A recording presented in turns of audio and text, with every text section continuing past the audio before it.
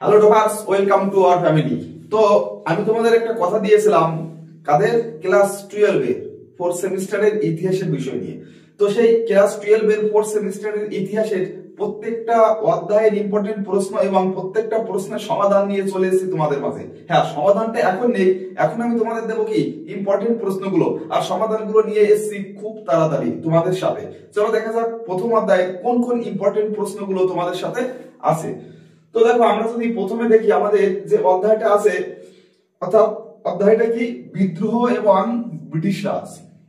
এখান থেকে আমাদের 3 অথবা 4, অর্থাৎ 3 অথবা 4 না, অর্থাৎ 3 এবং 4, একটা 3 নম্বরের প্রশ্ন পড়বে পরীক্ষায় এবং একটা 4 নম্বরের প্রশ্ন পড়বে। অর্থাৎ টোটাল এই অধ্যায় থেকে আমাদের কত মার্ক আসবে? 7 মার্ক। এবং এই 7 মার্কের জন্য আমাদের কোন কোন গুরুত্বপূর্ণ প্রশ্নগুলো আছে সেগুলো আমরা এখন দেখে নেব। দেখো, আমরা যদি দেখি যে 3 নাম্বার এবং 4 নাম্বারের যে প্রশ্নগুলো তোমাদের আছে, মোটামুটি দেখো প্রশ্নগুলো কিন্তু প্রায় সেম, অর্থাৎ রিলেটেড, এবং মার্ক ডিফারেন্সটাও কিন্তু খুব একটা বেশি নয়, মাত্র 1। অর্থাৎ সেক্ষেত্রে যদি আমরা একই ধরনের প্রশ্ন পড়বো, একটু বড় করে পড়বো, যদি 4 নাম্বারের আছে সেটা 4 নাম্বারের মধ্যে করে লিখবো, এবং যদি 3 নাম্বারের আছে সেটা তুলনামূলকভাবে কি করবো, একটু ছোট করে লিখবো। তো দেখো আমাদের জন্য কোন কোন প্রশ্ন 3 নাম্বার এবং 4 নাম্বার, আমি তোমাদের একটাই প্রশ্ন দেবো, এটা 3 নাম্বারের আসলে আমরা 3 নাম্বার লিখবো, 4 নাম্বারের আসলে আমরা কি করবো, 4 নাম্বার লিখবো। তো চলো দেখা যাক কোন কোন গুরুত্বপূর্ণ রাখা আছে প্রশ্ন তোমাদের জন্য।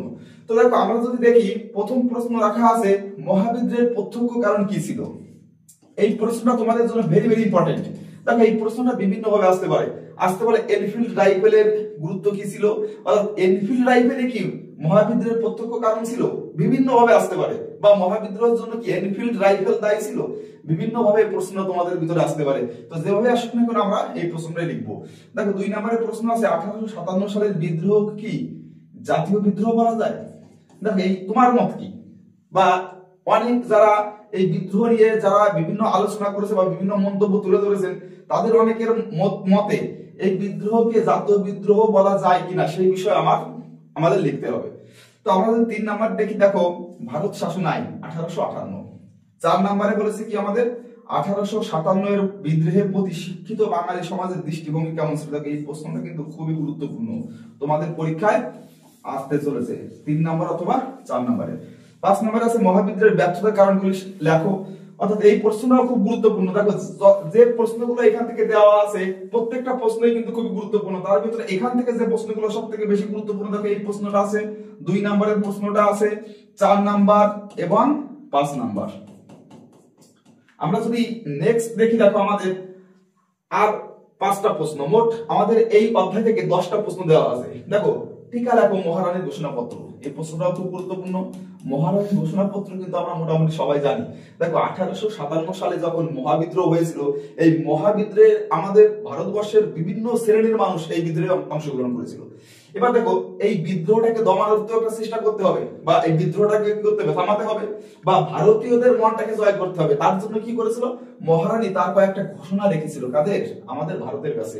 যে ঘোষণার মাধ্যমে তারা কি করেছিল, তাদের প্রতি যে ক্ষিপ্ততা, সেই ক্ষিপ্ততা কি করে গিয়েছিল, অনেকটা কমানো গিয়েছিল। কার ঘোষণার মাধ্যমে? মহারানীর ঘোষণাপত্রে। অর্থাৎ ব্রিটিশরা যে আমাদের ভারতবর্ষে আরো কয়েকদিন থেকে গেল, তার কারণে কিন্তু কি ছিল, এই মহারানীর ঘোষণাপত্র। দেখো, পরবর্তীতে 7 নম্বর আছে 1857 এর বিদ্রোহ কি প্রথম স্বাধীনতা যুদ্ধ বলা যায়। 8 নম্বরে কি আছে 1857 এর মহাবিদ্রোহের কারণগুলি আলোচনা করো। অর্থাৎ এই কারণগুলোর ভিতরে কিন্তু অর্থনৈতিক কারণ আসতে পারে আলাদা করে, তারপরে কি রাজনৈতিক কারণ। এই যে কারণগুলো আছে, কারণগুলো আমরা একটু দেখে নেব। বেগম হযরত মহল স্মরণীয় কেন, এবং টিকা লেখো তাঁতির টুপি।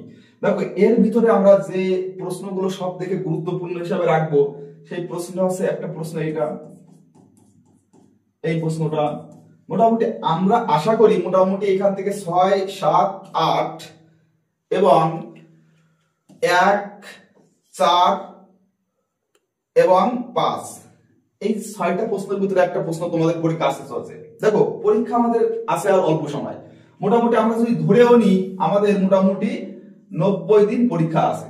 অর্থাৎ আমাদের ফেব্রুয়ারি মাসের 12 তারিখে পরীক্ষা শুরু, ইতিহাস পরীক্ষাটা তুলনামূলকভাবে কয়েকদিন পরে।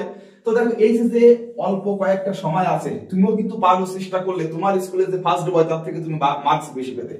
কেননা তোমার ভিতরে তার ভিতরে সব থেকে বড় ডিফারেন্স আছে একটাই, দেখো সেও যে বই পড়ে তুমিও সেই বই পড়ো, এমনটা হতে পারে সেও যে টিউশন মাস্টারের কাছে পড়ে, তুমিও সেই টিউশন মাস্টারের কাছে পড়ছো, কিন্তু ডিফারেন্সটা তৈরি করছে কে? তুমি। কেননা সে একটু বেশি পড়ে, একটু না অনেকটাই বেশি পড়ে, তুমি তুলনামূলকভাবে কি বইটা পড়োই না।